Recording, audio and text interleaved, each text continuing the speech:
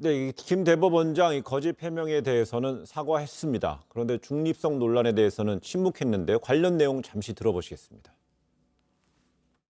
결과적으로 거짓말하신 거에 대해서 일선 판사들 사이에서 비판 제기되는데 어떻게 생각하십니까?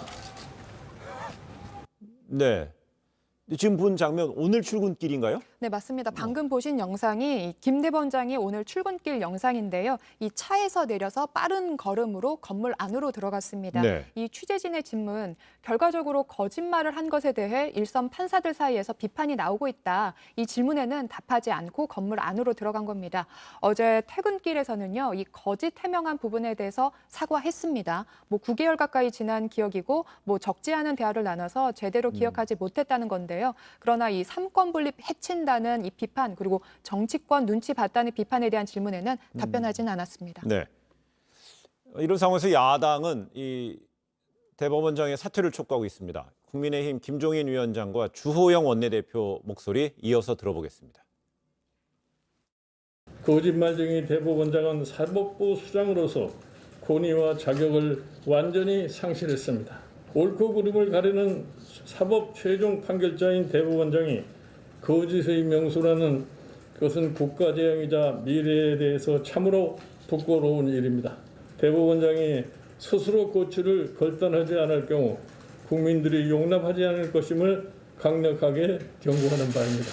오히려 탄핵돼야 될 사람은 김명수 대법원장이죠. 김명수 대법원장은 사법부의 독립을 지켜내기는커녕 오히려 사법부의 독립을 본인이 훼손한다. 네. 이 대법원장에 대해서 이 엄청난 탄핵 사유가 있지만은 이것이 사법부를 흔들 수도 있다. 이런 점 때문에 네. 저희들이 의견을 모으고 더 신중하게 논의하고 있는 상황입니다.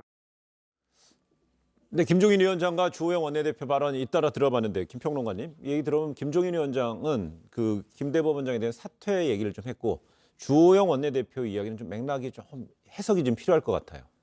일단 주호영 원내대표는 지난번에도 김명수 대법원장 탄핵을 직접적으로 거론을 했었고 네. 그리고 탄핵에 필요한 여러 가지 이제 근거나 이런 것들을 모으고 있다 이렇게 얘기를 해서 결과적으로는 김명수 대법원장의 탄핵에 좀 무게를 싣는 듯한 그런 발언을 해왔고 그 연장선에서 발언하고 있다라는 좀 느낌이 듭니다. 다만 네. 이제 주호영 원내대표도 지금 상황에서 좀 신중한 태도로 좀 돌아섰다 이렇게 볼 수 있는 맥락이 있는 거죠. 반면 김종인 비대위원장의 경우에는 김명수 대법원장이 이제 거짓말을 했고 그다음에 어떤 사법부 독립성을 침해했다라고 평가를 하지만 탄핵에 있어서는 지금 이것은 실효성이 없고 왜냐하면 이 국민의힘의 의석수가 이제 적으니까요. 네. 그리고 실제로 김명수 대법원장이 탄핵이 이제 국회에서 부결될 경우에는 김명수 대법원장이 오히려 직을 유지하는데 근거가 될 수 있다 이런 이유를 들어서 이제 소극적인 태도를 보이고 있는 건데요.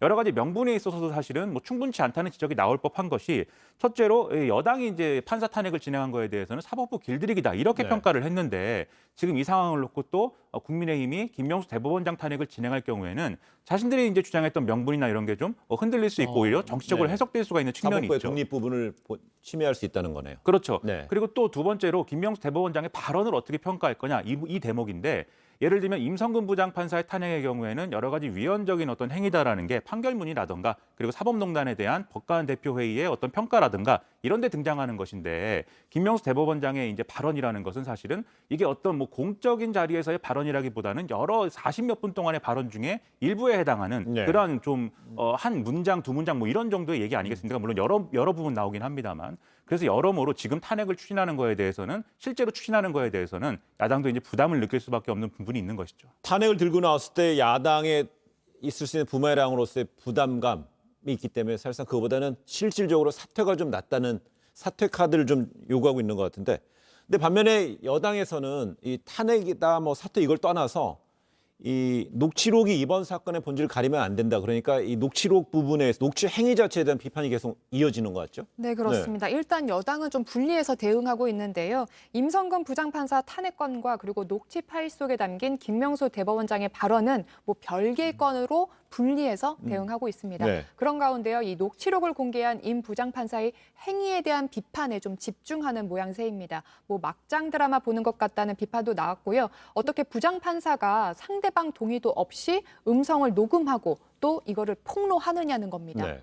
이어 이런 표현도 나왔습니다. 판사의 인성이나 인격도 탄핵감이라는 겁니다. 네. 그럼 이 관련해서요. 그 여당 의원 두 여당 의원의 목소리 직접 한번 들어보겠습니다. 몰래 녹음한 녹취록을 어제 공개를 했는데 이건 정말 상상조차 할 수 없는 일입니다. 이 녹취록 공개를 보면서 저는 이 임성근 판사의 인성이나 인격도 탄핵감이다. 저는 이렇게 생각을 합니다. 녹음한 것도 이상하고요. 보통 녹음하려고 마음먹은 사람들은 일정 정도 대화나 어떤 이런 걸 유도하지 않습니까? 원하는 내용이 녹음돼. 이제 박주민 의원 같은 경우는요, 이 녹취를 할 때는 상대방의 답변을 유도할 수 있을 수 있다. 이런 얘기까지 나오는데 당 지도부에서는 입장이 어떻습니까? 네, 여당은 이번 사안이 이 김 대법원장의 녹취록 공개 이후 새로운 국면으로 접어드는 것을 경계하는 분위기입니다. 민주당 이낙연 대표는 이 녹취록이 공개됐는데 혹시 어떻게 생각하시느냐는 기자의 질문에 특별한 코멘트가 없었습니다라고 답하기도 했습니다. 그런가 하면 오늘 한 언론에서는 임성근 부장판사의 인터뷰 내용도 보도하기도 했는데요. 이 대법원장과 나눈 면담 내용을 이례적으로 휴대전화로 녹취한 이유에 대해서는 만일에 대비했다라고 답변했고요. 네. 그러면서 이 거짓말한 사람을 그냥 두면 안 된다면서 이 대법원장이 입만 열면 거짓말을 한다고도 주장하기도 했습니다. 네, 사상초의 법관 탄핵 그리고 대법원장의 거짓 해명, 그다음에 또 부하 판사의 또 몰래 녹취, 사법부 반응을 좀 어떨까요? 지금 사법부 내에서도 여론이 네. 상당히 분분한 것 같습니다. 왜냐하면 지금 이제 임성근 부장판사의 이제 사법연수원 동기들이 지금 집단으로 또 성명을 내고 김명수 대법원장이 잘못했다, 이것은 사퇴감이다, 네. 이렇게 지금 강하게 항의를 하고 있는 반면 또 김명수 대법원장 입장에서 사실 지금 여러모로 국회 탄핵이라는 어떤 일종의 그것도 이제 징계 절차니까 그러한 것들이 예정돼 있고 그리고 형사 재판을 받고 있는 이런 대상에 대해서 그냥 사표를 또 수리하는 것은 실질적으로 그러한 탄핵이나 이런 어떤 처분을 피해갈 수 있는 길을 제공하는 것이기 때문에 그걸 수리하지 않은 것은 또 어떤 정당성이 있다, 이런 평가도 또 나오고 있는 것이거든요. 다만 이제 또 이런 반응도 있습니다. 김명수 대법원장이 얘기한 전체 맥락을 보면 사실 임성근 부장판사에게 당신을 탄핵당하도록 만들겠다, 이런 게 아니라 예.